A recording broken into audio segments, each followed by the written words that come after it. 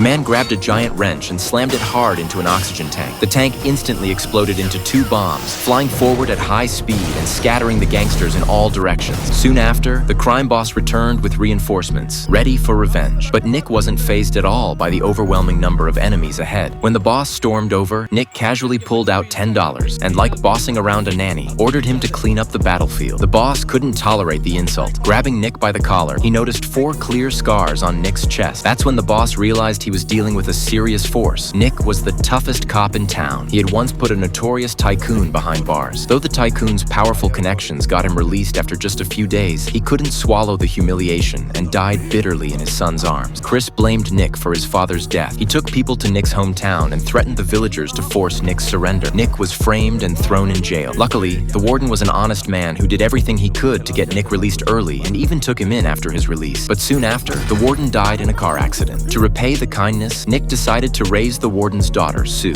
For her safety, Nick trained her rigorously. Years later, their peaceful life was shattered when Chris found them and sent assassins to kill Nick. But Nick fought like a man possessed, taking down every attacker. Unexpectedly, Chris returned with more assassins and surrounded the father and daughter. He threw smoke bombs, filling the warehouse with thick fog. In the confusion, Sue was kidnapped. Nick, desperate to protect his foster daughter, had no choice but to surrender. Bound and beaten by the assassins, Nick was helpless as Sue was also knocked down trying to help him. Just as the assassins prepared to shoot Nick, Sue suddenly awakened a primal power. Wearing steel gauntlets and using years of training, she launched a furious counterattack, knocking out attackers one by one with brutal punches. Nick broke free and joined the fight. Together, father and daughter wiped out all the assassins, leaving only Chris. Unwilling to give up, Chris challenged Nick to a final duel, but he was no match and was quickly sent to the afterlife by Nick. The crisis was finally over. Thanks to her extraordinary skills, Sue became a police officer and from then on worked alongside her foster father Nick to serve and protect the people.